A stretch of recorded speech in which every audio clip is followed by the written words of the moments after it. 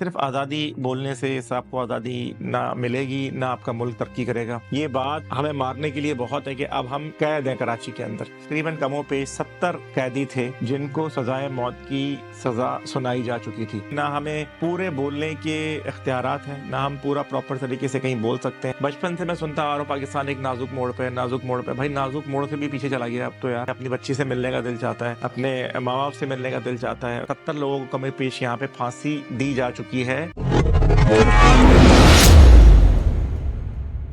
तो जी कैसे हैं आप लोग? खैरियत से हैं? तो अपनी मुद्दे की बात पे आते हैं सीधा। मैंने रिसेंटली एक वीडियो शूट की थी अपने ईट एंड डिस्कवर चैनल के लिए, जिसमें हमने सज़ाए मौत के कैदी दिखाए।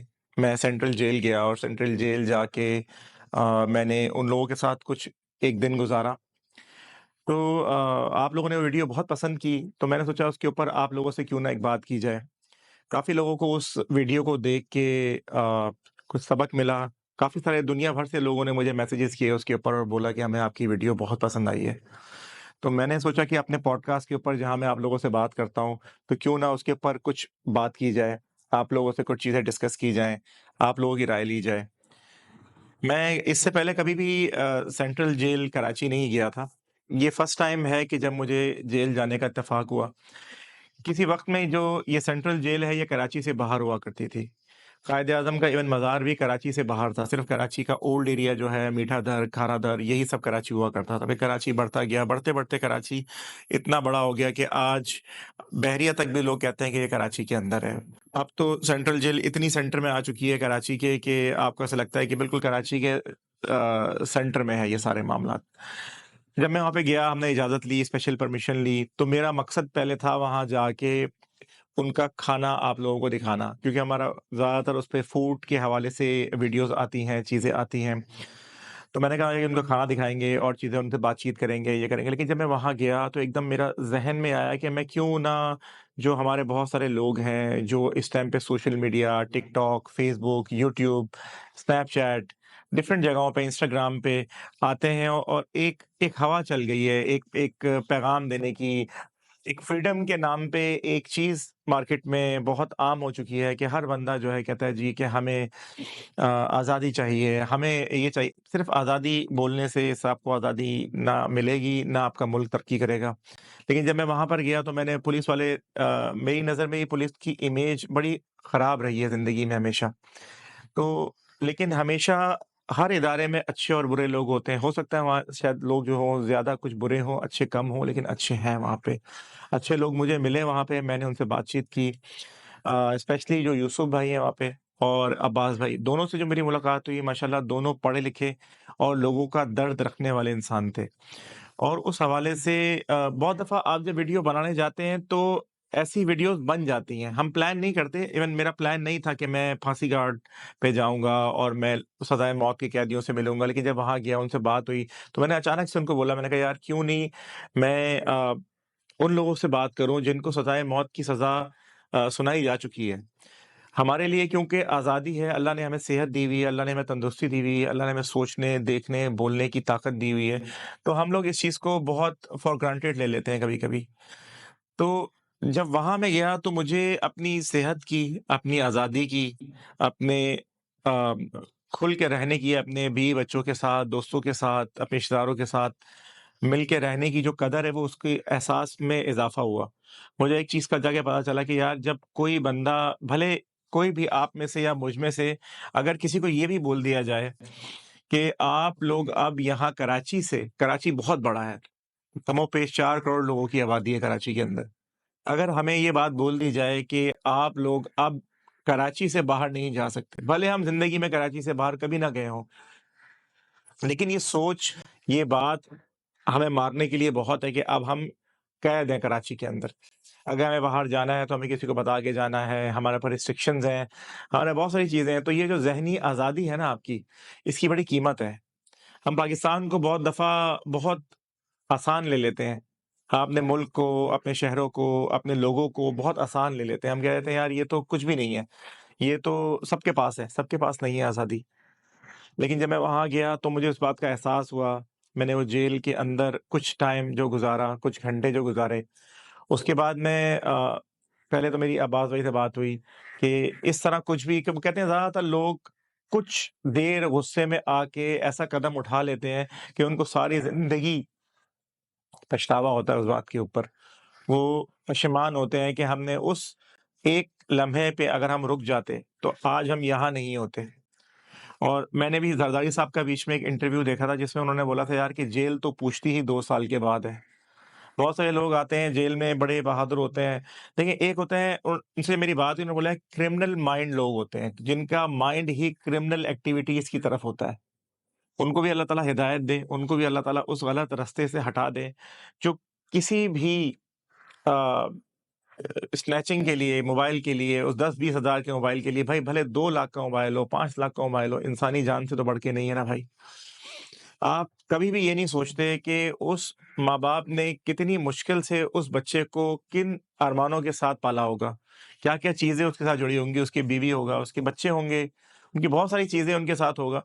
तो 1 सेकंड के अंदर उसके मोबाइल ना देने पे, क्योंकि कभी ऐसे नए-नए जो आते हैं मार्केट में, जो चोर होते हैं बहुत सारे क्रिमिनल माइंड के लोग होते हैं, जो पुराने चल रहे होते हैं, वो फिर भी मैंने देखा है कि जो नए-नए लोग बनते हैं, उनके हाथ से गलती से गोली चल जाती है। किसी नशे की हालत में, किसी अपने आप को बचाव की हालत में, और कभी-कभी जो मोबाइल जिसके पास होता है, कोई मासूम होता है, इनोसेंट होता है, नॉर्मली लोग सब टारगेट बनते हैं। और ये सारी चीज़ें हमारी हुकूमत, हमारे लोग कराची में जो हुक्मरानी कर रहे हैं, पाकिस्तान में जो हुक्मरानी कर रहे हैं, ये सब जानते हैं ये सब बातें। मुझे बहुत सारे लोग मिलते हैं, कह रहे हैं आप अवाम की बात हुकूमत तक पहुँचाएँ। हुकूमत सब जानती है, आपकी, मेरी बात, जो भी बातें हो रही हैं, वो सब चीज़ें वो अच्छी तरह से आपसे और मुझसे भी अच्छी तरह जानते हैं। लेकिन बहुत सारे लोग नहीं चाहते कि हमारे अंदर शऊर आ जाए, हम समझ जाएँ चीज़ों को। वो यही चाहते हैं कि हम चीज़ों में उलझे रहें। हम अभी क्या बोल सकते हैं, बहुत सारी चीज़ें ऐसी हैं कि ना हमें पूरे बोलने के इख्तियारात हैं, ना हम पूरा प्रॉपर तरीके से कहीं बोल सकते हैं, ना कोई कर सकते हैं। लेकिन एक वोट डालना ही हमारे हाथ में था, वो भी हमने करके देखा, लेकिन उसका भी कोई सच मुझे नहीं लगता है कोई ऐसा नतीजा आया।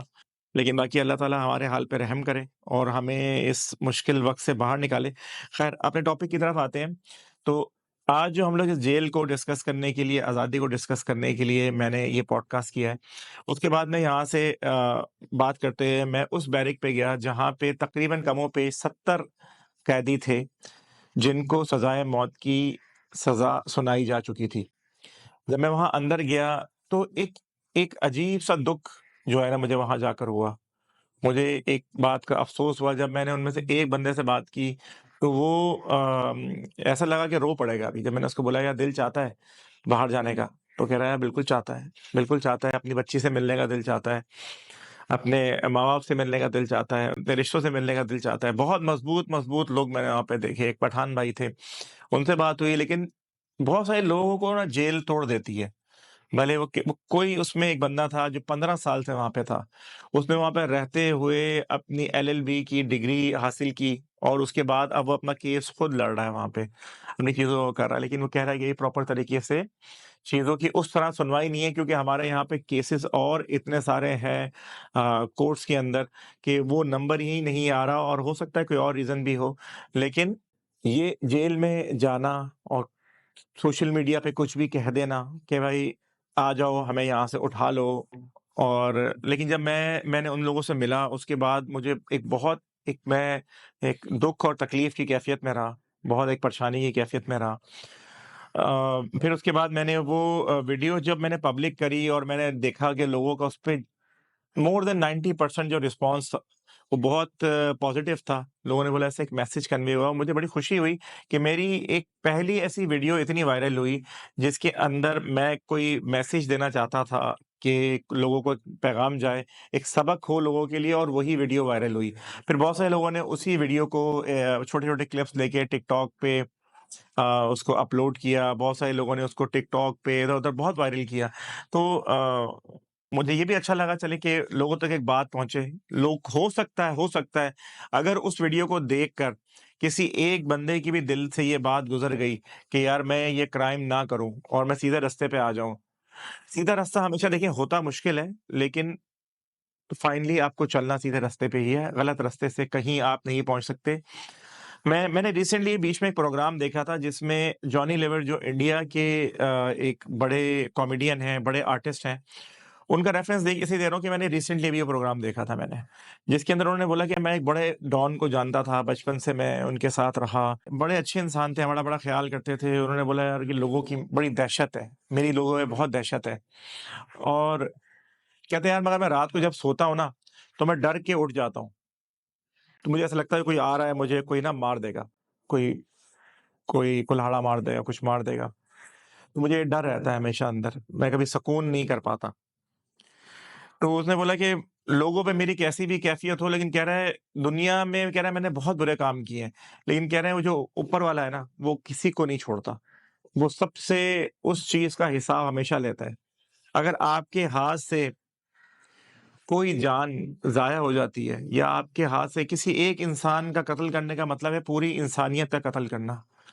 ये मज़ाक बात नहीं है ज़िंदगी के अंदर। मैं देखता हूँ कि आजकल एक-दूसरे को मार देना, एक-दूसरे को कुछ भी बोल देना, मोबाइल के लिए, पैसों के लिए, अपने आप को उस मुश्किल से निकालने के लिए लोगों ने समझ लिया है कि बस क्योंकि शऊर नहीं है, क्योंकि लोग समझते हैं कि ये आसान रास्ता है, हमारे साथ गलत हुआ है तो हम लोगों के साथ गलत किएँगे। लोगों ने तो आपके साथ गलत नहीं किया भाई।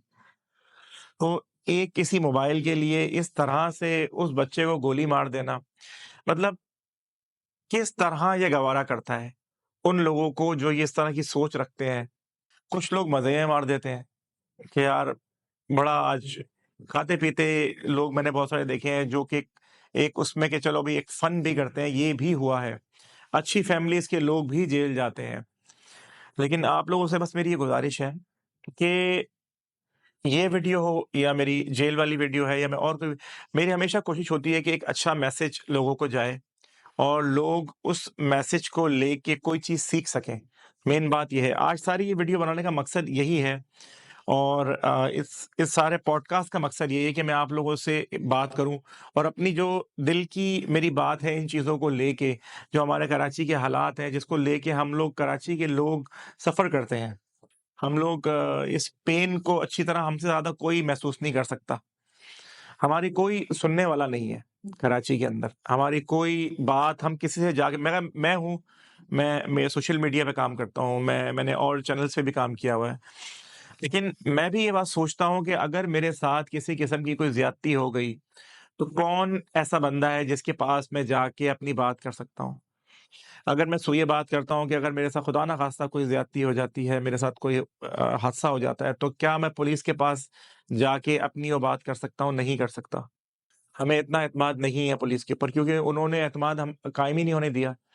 पुलिस हमारे हिफ़ाज़त के लिए है और हमें ऐसा लगता है कि हमें उनसे बचना है, वो हमारी हिफ़ाज़त के लिए नहीं है। हम उनको भी उसी कैटेगरी में ही फ़ॉल करते हैं।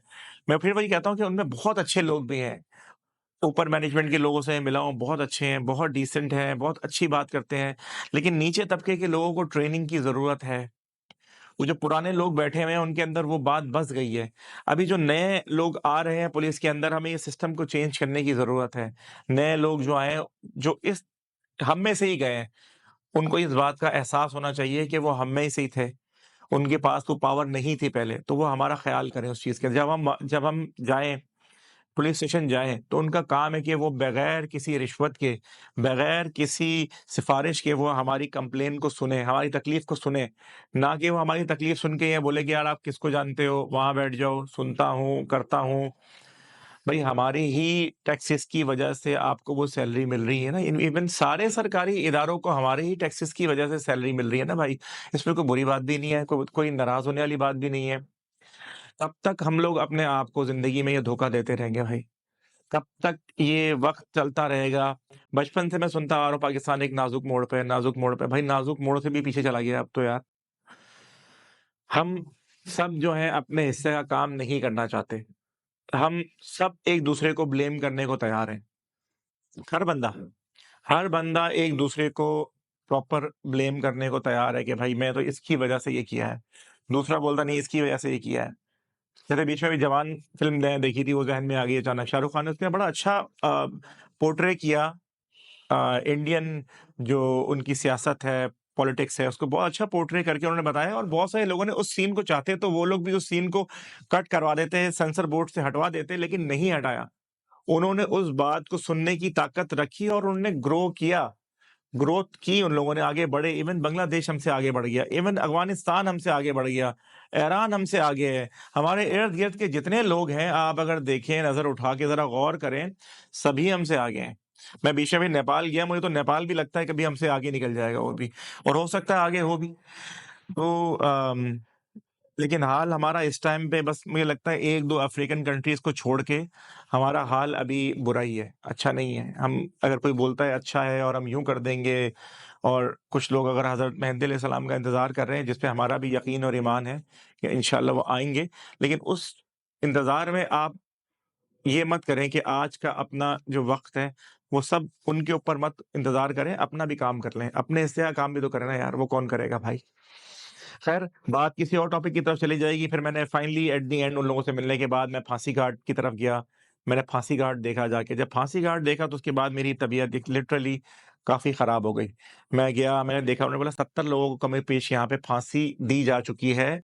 1840 का फांसी घाट है वो, अंग्रेज़ों के वक़्त में ही जो बना है, और उसके बाद से लेके और अब तक वहाँ पे 67 लोगों को फांसी दी जा चुकी है। तो 2017 में लास्ट फांसी हुई थी, उसके बाद फांसी नहीं हुई। लेकिन बहुत सारे लोग हैं जिनको फांसी की सज़ा सुनाई जा चुकी है, तो वो इंतज़ार में हैं कि हो सकता है कभी फांसी हो जाए, हो सकता है वो ज़िंदगियाँ अपनी वहाँ गुज़ार दें और वहीं मर जाएँ। तो आप लोगों से बस रिक्वेस्ट इतनी है कि अपने मुल्क की, अपने लोगों की इज़्ज़त करें, कदर करें, अपने साथ जो है अपनी आज़ादी की कदर करें, अपनी सेहत की कदर करें।